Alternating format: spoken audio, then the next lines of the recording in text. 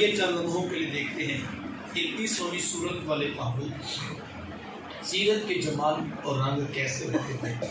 میرے حضور علیہ السلام، آپ جانتے ہیں ان کی تشریف آوری سے قبل عرب کا ماحول اتنا دردناک تھا کہ جب کسی کو یہ خبر دی جاتی کہ تیرے ہاں بیٹی نے جنم لیا ہے تو شرم سے اس کا منہ کالا ہو جاتا۔ عزت اور آبرو بچانے کا ایک ہی راستہ ہوتا کہ ظالم باپ ماں کی ممتا بری گود سے پھول جیسی بیٹی چھینتا، گڑھا کھود کے دھکا دے کر اوپر مٹی ڈالتا۔ اگر کوئی باپ اتنا ظالم، اتنا سفاک تھا تو وہ اس قابل تھا کہ معاشرے میں سر اٹھا کر جی سکتا ہے، اور اگر کسی کے ہاتھوں میں اتنی سکت نہیں کہ وہ اپنی زندہ بیٹی کا گلا دبا سکے، وہ اس قابل نہیں تھا کہ معاشرے میں سر اٹھا کر جی سکے۔ یہ عرب معاشرہ ہے جس کو قرآن مجید فرقان حمید نے بھی بیان کیا ہے۔ وہ عملاً بیٹیوں کو ذبح کیا کرتے اور بہنوں کو زندہ درگور کر دیا کرتے۔ جس دور میں بیٹی ذبح کی جا رہی تھی، جس دور میں بہن زندہ درگور کر دی جاتی، میرے حضور اس دور میں کلمہ حق بلند کیا۔ بیٹیوں کو ذبح کرنے والوں سن لو، فاطمہ تو بدعۃ منی، میری فاطمہ تو میرے جگر کا بھی ٹکڑا۔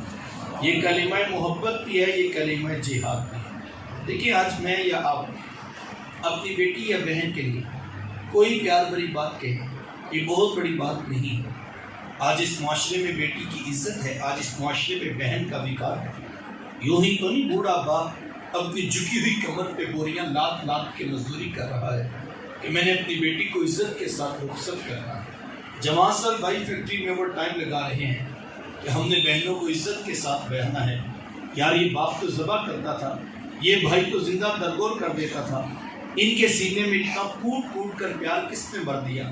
جواب ایک ہی ملے گا، یہ فیض ہے آمینہ کے لال کا، یہ فیض ہے میلاد والے آقا کا، جنہوں نے کٹتی بیٹیوں کو عزت اور ذبح ہوتی ہوئی بہنوں کو زندگی کی بہاریں عطا فرمائیں۔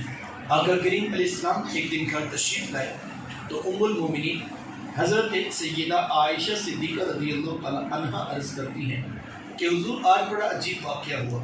حضور، میں عائشہ آج کیا ہوا؟ عرض کی حضور، ایک حبشیہ نیاب عورت آئی اور اس نے دروازے پر آ کر سردا لگائی۔ میں نے گھر میں تلاش کیا کہ کوئی چیز مل جائے تاکہ میں سائل کو صدقہ کروں۔ تلاشی بسیار کے بعد مجھے صرف ایک کھجور ملی اور میں اس کو وہی صدقہ کر دوں۔ حضور، اس نے اس کھجور کے 2 ٹکڑے کیے، ایک دائیں جانے والی بیٹی کو کھلا دیا اور ایک بائیں جانے والی بیٹی کو کھلا دیا۔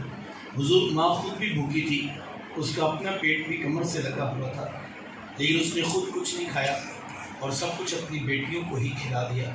یہ کہتے کہتے ام المومنین حضرت عائشہ صدیقہ رضی اللہ تعالیٰ عنہا آپ دیدہ ہو گئی، آنکھوں میں آنسو آ گئے۔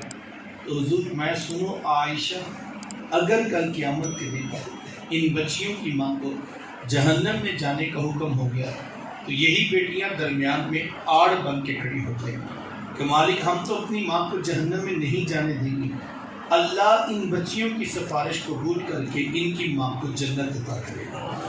کہاں بیٹیاں باعث سے شرم و ننگوار سمجھی جاتی تھی، کہاں بیٹیاں ہی دخول جنت کا سبب قرار پائی۔ خود فرمایا، جس کو اللہ نے 2 بیٹیاں یا 2 بہنیں عطا کی، پھر اس نے ان کی پرورش کی، ان کی تربیت کی، یہاں تک کہ ان کا نکاح کر دیا، اور پھر پیچھے سے بھی اس نے خیر خبر رکھی۔ تو میرے حضور فرماتے، اتنا خوش قسمت شخص ہے، کل قیامت کے دن میرے اتنے قریب ہوگا جتنی یہ 2 انگلیاں آپس میں قریب۔ یہ اعزاز کی تکریم کس کو ملے گی؟ جس نے بیٹیوں سے وفا کی ہو۔ بہنیں کیا ہوتی ہیں؟ یہ زمانے کو میرے حضور علیہ السلام نے آ کر بتلایا۔ آپ جانتے ہیں آقا کریم علیہ السلام کی نہ کوئی سگی بہن تھی اور نہ کوئی سگا بھائی۔ میرے حضور در یتیم ہیں، لیکن جب رضاعت کا شرف عطا کرتے ہوئے میرے حضور حضرت حلیمہ سعدیہ سلام اللہ علیہا کے یہاں تشریف لے گئے۔ آپ جانتے ہیں ان کی ایک بیٹی تھی جن کا نام شیمہ یا شیمہ بتایا جاتا ہے۔ وہ رشتے میں حضور علیہ السلام کی رضائی بہن لگتی تھی۔ قبیلہ بنو سعد کے رواج کے مطابق شام کو جب مائیں کھانا پکانے لگتی تو بہنیں اپنے بھائی گود میں اٹھا کر باہر کھلے میدان میں لے آتی۔ ہر بہن کی گود میں اس کا بھائی ہوتا اور وہ اپنے بھائی کے حسن کے قصیدے پڑھ رہی ہوتی۔ اگر کسی کے بھائی کا رنگ کالا ہوتا تو وہ کہتی، رنگ کالا ہے تو کیا ہوا، میرے بھائی کے نقوش دیکھے کتنے خوبصورت، اس کی اٹھی ہوئی ناک، اس کی جیت جیسی خوبصورت آنکھیں تو دیکھو کتنی پیاری۔ تو وہ نقوش کو معیار حسن قرار دیتی، اور اگر کسی کے بھائی کا رنگ گورا چٹا ہوتا تو وہ کہتی جناب رنگ نہیں تو کچھ نہیں، حسن تو ہوتے ہی سارا رنگت میں ہے، میرے بھائی کا رنگ دیکھو کتنا گورا چٹا ہے۔ تو یہ بحث مباحثہ چل رہا ہوتا اور کوئی بہن بھی ہار ماننے کو تیار نہ ہوتی، اتنے میں ایک سمت سے حضرت شیمہ اپنا ویر محمد اٹھا کے لے جاتا اور کہتی ذرا میرے ویر کا مقابلہ بھی تو کرو نا۔ وہ کہتی نہیں نہیں شیمہ، تیرے ویر کا مقابلہ تو نہیں نا، تیرا تو ساروں کا ہی سردار لگتا ہے۔ وہ تو کہتا حضرت شیمہ کا سر پتھر سے بلند ہو جاتا اور وہ حضور علیہ السلام کو سینے سے چمٹا دیتی اور دعا دیتی، ربنا اب کھلانا محمد، انشاءاللہ میرے ویر محمد کو نظر نہ لگے۔ آج میں دیکھ رہی ہوں بچوں کا سردار ہے، کل اپنی آنکھوں سے دیکھوں جوانوں کا بھی سردار بنے۔ زندگی کے لیل و نہار گزرتے گئے، حضرت شیمہ کی شادی ہو، مدنی دور کی کہانی ہے، اور اتفاق یہ ہوا کہ جس قبیلے میں حضرت شیمہ کی شادی ہوئی، حضور علیہ السلام کے صحابہ کی لڑائی اور جنگ اسی قبیلے کے ساتھ، ان کے کچھ بندے قتل کر دیے اور کچھ کو قیدی بنا کر صحابہ اپنے ساتھ لے آئے۔ عرب کے رواج کے مطابق قیدیوں کو چھڑانے کے لیے قوم کے سردار فدیہ اور فنڈ اکٹھا کرنے نکلے، ہر دروازے پر دستک دیتے اور فنڈ مانگتے۔ چلتے چلتے حضرت شیمہ کے دروازے پر بھی پہنچ گئے، دستک دی تو پوچھا کون؟ کہا قبیلے کے سردار ہیں، فنڈ اکٹھا کر رہے ہیں، تم بھی اپنا حصہ ڈالو۔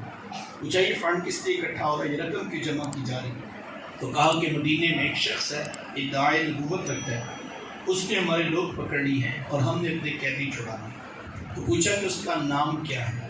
کسی کی زبان سے بے ساختہ نکلا محمد صلی اللہ علیہ وسلم۔ ایک عرصے کے بعد حضور علیہ السلام کا نام سنا تو آنکھوں میں آنسو آ گئے۔